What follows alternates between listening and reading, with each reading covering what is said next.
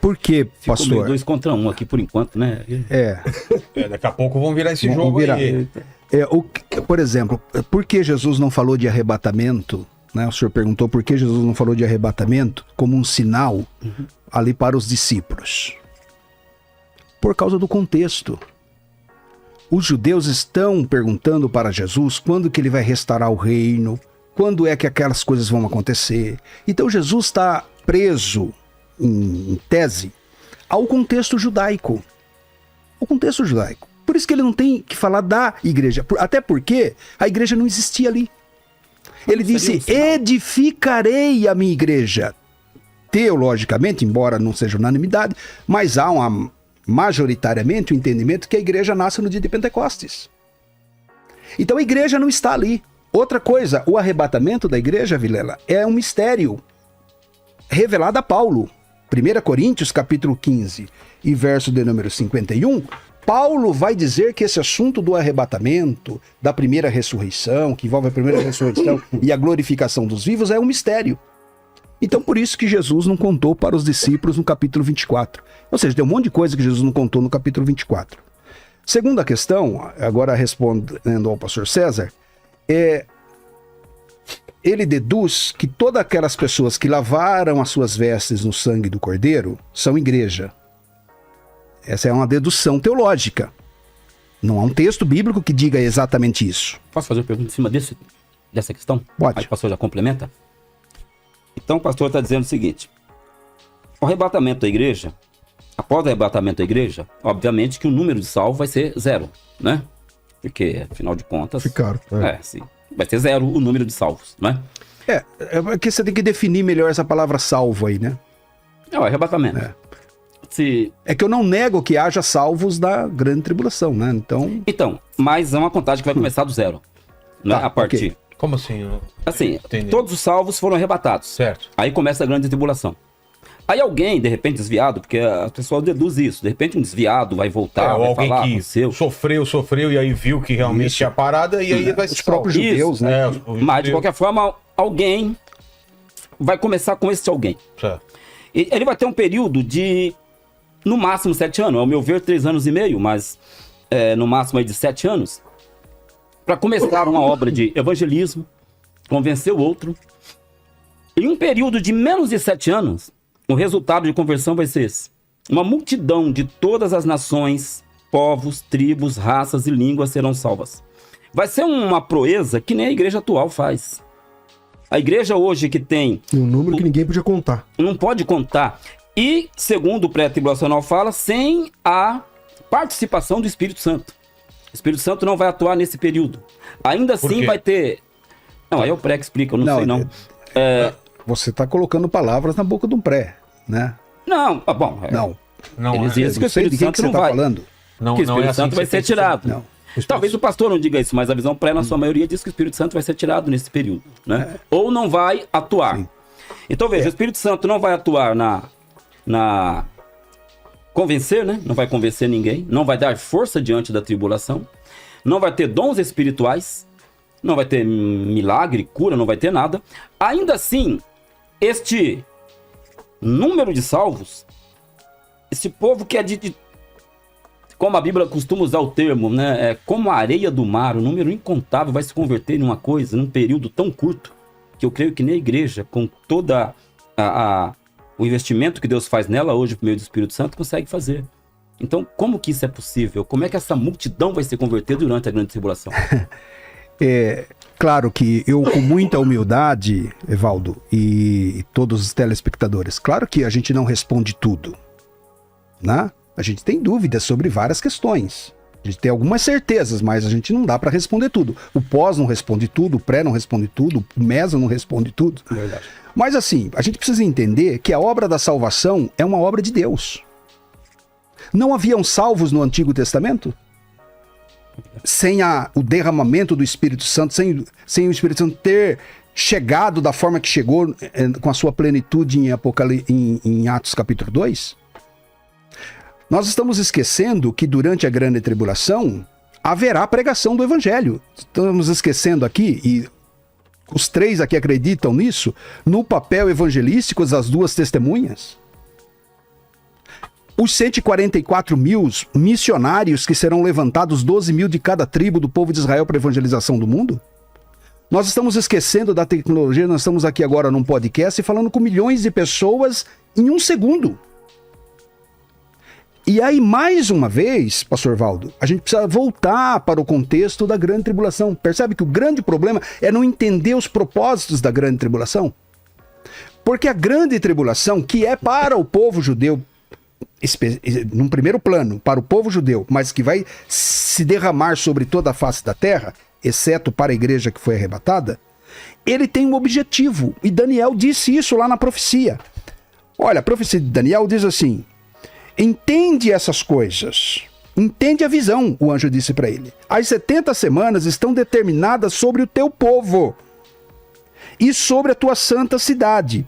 Para quê? E aí ele vai dar os motivos da grande tribulação, Vilela. Quais são os motivos da grande tribulação? Qual o propósito da grande tribulação que vai repercutir nessa salvação de milhões?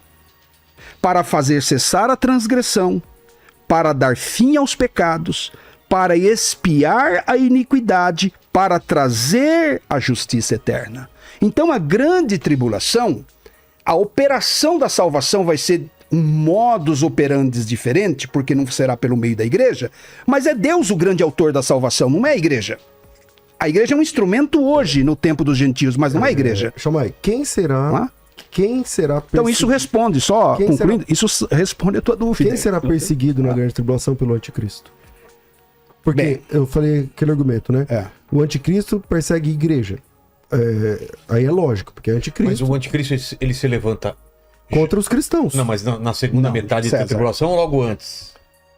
Então, ele no meio da grande tribulação vai se levantar o anticristo. No meio? Apocalipse capítulo 13. 3 anos e meio.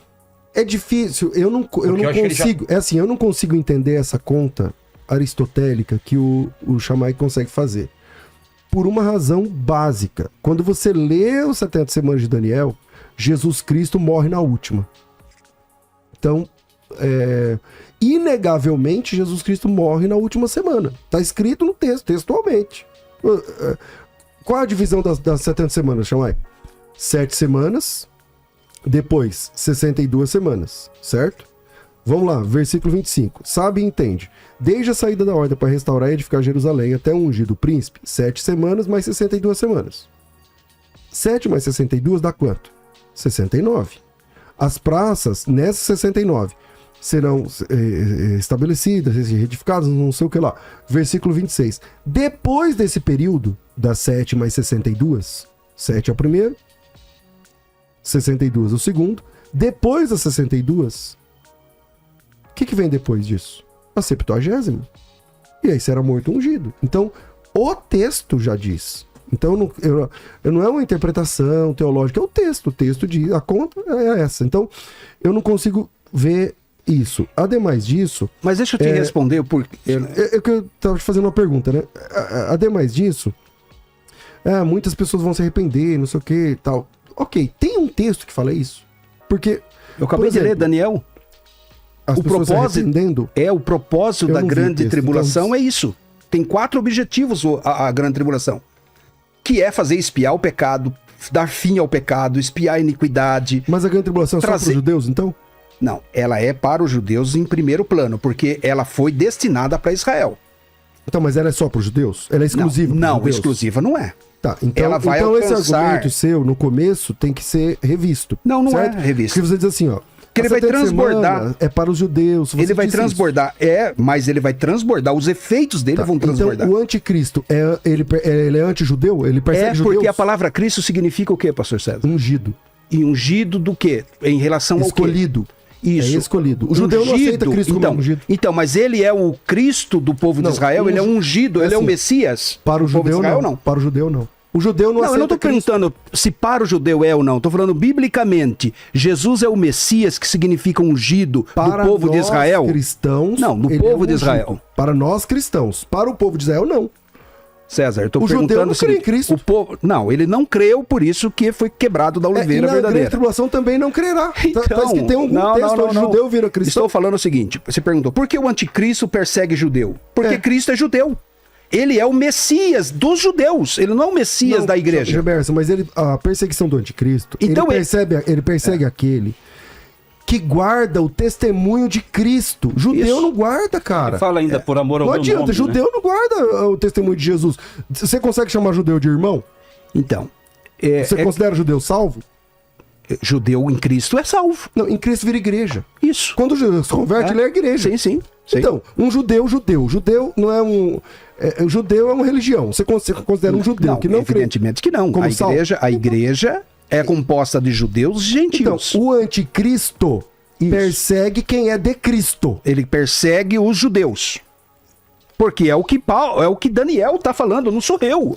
Não, A mas aí, profecia de Daniel está dizendo que o assolador virá contra o povo dos judeus. Sim, o mas povo de Israel. aí é por isso que eu sou meso tribulacional. A esse momento aí é quando a grande tribulação chega em Israel. Ela chega no auge. A grande tribulação é pelo mundo inteiro. E no meio da semana é que ela vai alcançar o seu auge em Israel. Por isso que Mateus 24 realmente fala da grande tribulação quando ela chega em Israel. Mas aí, como Daniel diz, nesse tempo, ele já é julgado. Quando ele invade Israel e começa uma destruição dentro de Israel, então ele já acabou o período dele. O período dele está escrito em Apocalipse 13, versículo 5, como Daniel capítulo 7, eles têm 3 anos e meio para agir. E na metade da semana, ele vai invadir Israel. Então, de fato, é Israel. É a grande tribulação de Israel. Mas é porque a tribulação chegou lá. E quando ela chega lá, para você ver que a grande tribulação não pode ser 7 anos, nem 3 anos e meio também. Não que eu esteja me contradizendo, vou explicar já. Veja bem. A natureza da grande tribulação Você tem um mesotribulacionismo customizado, diferentão do que tradicionalmente Do normal. se fala, viu? Por quê? Qual a diferença? Me explica. Tem duas visões Eu de estranho um pouco tuas afirmações. Como são Eu falei para o pastor César que eu comecei a fazer uma meditação, isso lá em 1993, por aí, a partir da parábola do trigo e do joio. Então eu não aprendi nada em escola, não defendo escola, nada, não é que eu seja contra, mas assim, eu entendo aqui pela palavra de Deus fazendo... Eu até brinco com o Cruvinel, falo, Cruvinel, eu sou mero tribulacional graças a você. Ele falou, eu não tenho nada a ver com isso. Eu falei, você que fala sempre que me ensinou hermenêutica, né? Quem me ensinou hermenêutica, na verdade, foi o pastor Roberto Fontes, meu pastor, que eu estudei muito com ele. Então, é diretamente na palavra de Deus que eu cheguei a essas conclusões. Então, veja bem, a natureza da grande tribulação. Deus fala, eu ajuntarei todas as nações da terra para a peleja contra Israel. Não sei se todas é literal ou não, mas todas é muitos.